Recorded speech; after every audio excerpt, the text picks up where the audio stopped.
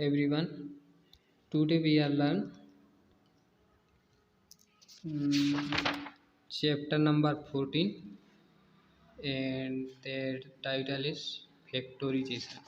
Okay, so आज हम factorisation या फिर गुणनखंड जिसे हिंदी में बोलते हैं अध्ययन इसका लर्न करेंगे. ओके, सो हम देखते हैं method of common factors. So हम पहले मेथड देखते हैं किसका, कॉमन फैक्टर्स से.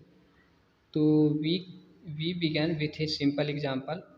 फैक्टराइज क्या करना है, फैक्टराइज करना है किसको, 2x+4 को. ओके, सो हम इसके लिए देखते हैं मेथड क्या होता है. We shall write each terms as a product of irreducible factors. So हम इसे क्या कर सकते हैं, अलघुकरणीय रूप में क्या कर सकते हैं, पहले लिखते हैं. ओके, सो 2x को हम कैसे लिख सकते हैं, 2 × x एंड 4 को 2 × 2. ओके, सो हम 2x+4 = कैसे लिख सकते हैं, 2x ब्रैकेट में bracket open 2 × x plus bracket close plus bracket open 2 × 2 bracket close. Okay, तो हम इन दोनों को क्या किए, यहाँ पे पहले एक 2x को लिखे फिर 4 को लिखे. अब 2x+4 को लिखेंगे तो इन दोनों को हम क्या ब्रैकेट में, ये दोनों के बीच में प्लस का साइन है तो यहाँ पे हम भी प्लस का साइन यूज कर रहे हैं. Okay, and next notice that factor 2 is common to both the term. तो हम नोटिस करते हैं कि जो ये फैक्टर आया है, ओके, इसमें क्या है, 2 कॉमन है, यहाँ भी 2 है और यहाँ भी 2 है, 2 है ना दोनों प्लेस पे. सो हम क्या करते हैं, ऑब्जर्व बाई डिस्ट्रीब्यूटिंग लॉ से हम इसे ऑब्जर्व करते हैं. तो देखते हैं क्या हो जाएगा.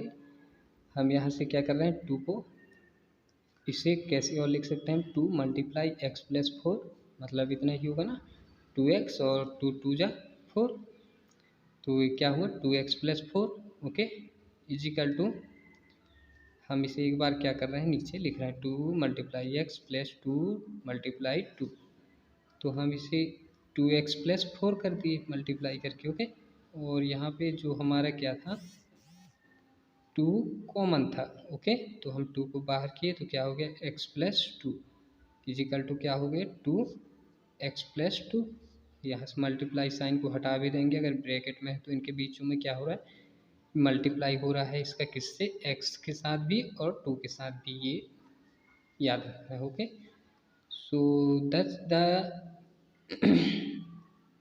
experience 2x+4 is the same as 2 bracket में x+4 in bracket x+4. Okay, तो यहाँ पे क्या है, बोल रहा है ये कि हम यहाँ देखते हैं कि 2x+4 क्या है, सेम है किसके, 2 ब्रैकेट में x+2 के. Okay, now we can read off its factors, they are 2 and x+2. These factors are irreducible. Sorry, थोड़ा प्रॉब्लम है. Next factorise. तो हम यहाँ पे देखते हैं क्या किए, क्या है, इन्हें हम इस प्रकार से क्या कर सकते हैं, इरिड्यूसिबल कर सकते हैं. ओके, एंड नेक्स्ट आपका जो फैक्टराइज है वो क्या है, 5xy + 10x. ओके, तो इसमें भी हम सेम वैसे ही करेंगे.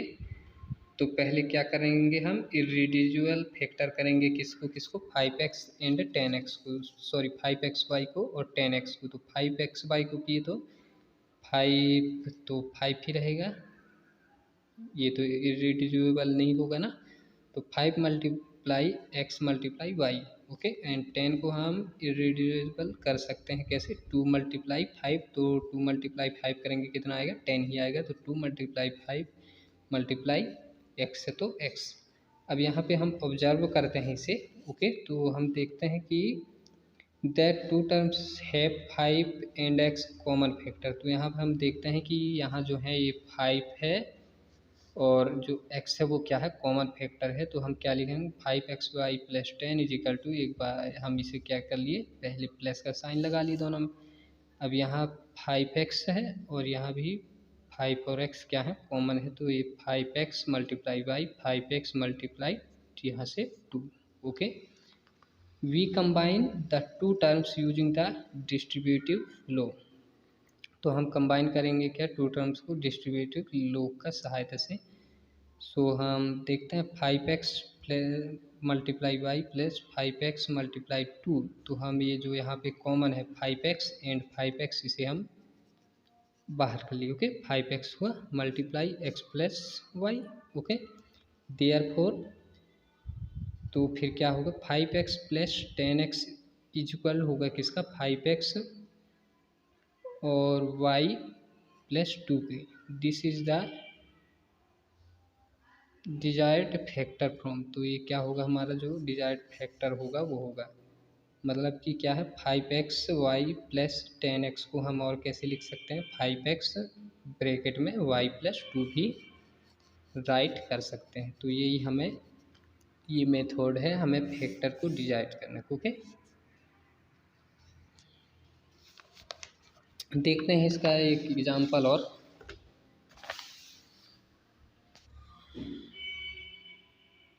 तो आपको क्या करना है, इसे देखने के लिए बुक को पहले खोलकर और इस वीडियो लेक्चर को देखना है। ओके, तो देखें, फैक्टराइज करना है हमें किसे, 2a² b plus 5a b का a मल्टीप्लाई b का स्क्वायर। ओके, सो सॉल्यूशन हम करते हैं, वी हैव, पहले हम इसे क्या करेंगे,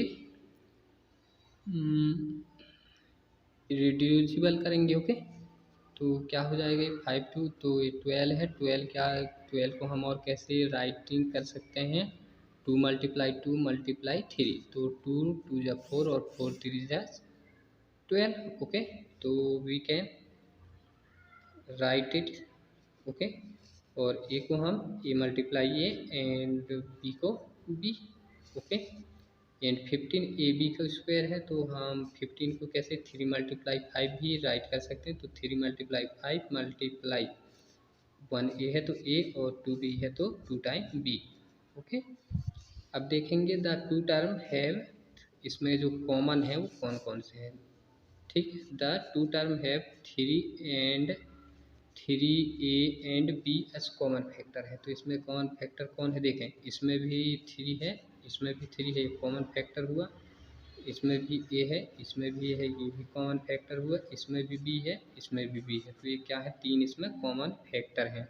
ओके, तो देखें नेक्स्ट क्या हो जाएगा, देयरफॉर, जब ये 3 कॉमन फैक्टर हैं तो हम इसे पूरा लिखेंगे 12a² b प्लस 15ab का स्क्वायर। ओके, इसे क्या करेंगे, हम पहले इसे लिखेंगे ब्रैकेट में प्लस सेकेंड जो हम इरेड्यूसिबल किए हैं किसे, 15ab² को, तो इसे लिख दिए ब्रैकेट में। ओके, अब हम इनसे जो कॉमन है उन्हें क्या कर लेंगे, ब्रैकेट से आउट कर देंगे। ओके, सो देखेंगे क्या क्या कॉमन थे, 3 था, ए था और बी था। तो 3 मल्टीप्लाई ए मल्टीप्लाई बी, और ब्रैकेट में क्या है हमारे पास, फर्स्ट में जो बचा वो क्या बचे, यहाँ से 3a और b क्या हो गए, बाहर हो गए। तो यहाँ क्या बचा, 2 मल्टीप्लाई ए। ओके, और यहाँ से भी 3a और b आउट हो गए, तो यहाँ क्या बचा, 5 मल्टीप्लाई b। ओके, तो 5 मल्टीप्लाई b। ठीक है, अब हम इसे नेक्स्ट कैसे लिख सकते हैं, 3a और b का मल्टीप्लाई किए तो क्या हो गया, 3ab। ओके, मल्टीप्लाई इनका किए तो 2 2 जा 4 मल्टीप्लाई ए तो 4a ब्रैकेट में। ओके, प्लस प्लस का साइन है तो प्लस लगाए, और 5 मल्टीप्लाई बी किए तो क्या हो गया, 5b। सो इजिकल टू क्या हो जाएगा, हमारा जो फैक्टराइज होगा किसका, 2ab² plus a² b plus 15ab² का जो फैक्टराइज होगा वो क्या होगा हमारा, 3ab ब्रैकेट में 4a plus 5b required factor form में, ये हमारे पास आंसर आएगा। ओके, तो आपको एग्जाम्पल नंबर सेकेंड को ऐसे ही क्या करना है, समझना है। पहले हम इसे फैक्टराइज देखें किसका करना है, फिर हम इसे कैसे फैक्टराइज कर सकते हैं ये देखना है। इरेड्यूसिबल पहले कैसे कर सकते हैं, इसके बाद देखेंगे इनमें कॉमन फैक्टर कौन है। तो इनमें देखेंगे एक तो 2 कॉमन फैक्टर हमें दिख रहा है ना, एंड x भी हमें कॉमन फैक्टर दिख रहा है, सभी में है। और 1 2x सभी में कॉमन फैक्टर हैं। ओके, तो हम जैसे इसे किए हैं वैसे इसे करना है। ओके, सो आपको इस टाइप से हमें क्या करना पड़ेगा, जो फैक्टराइज हैं, फैक्टराइजेशन आपका जो चैप्टर है उनमें हमें इस प्रकार से सॉल्व करना पड़ेगा। तो ये बिल्कुल ईजिली है, आपको इसमें समझना क्या है, इरेड्यूसिबल कैसे करते हैं उसे, इसके बाद फिर उनमें कॉमन हमें क्या है, और कॉमन को क्या करना है, हमें ब्रैकेट से आउट करना है, और जो ब्रैकेट के अंदर रहेंगे वो ब्रैकेट के अंदर ही रहेंगे मल्टीप्लाई में करके, और जो कॉमन रहेंगे उसे ब्रैकेट से बाहर मल्टीप्लाई करके लिख देंगे। ओके, सो देखेंगे कल आपके नेक्स्ट लेक्चर में एक्सरसाइज 14.1। ओके, सो आज के लिए थैंक यू।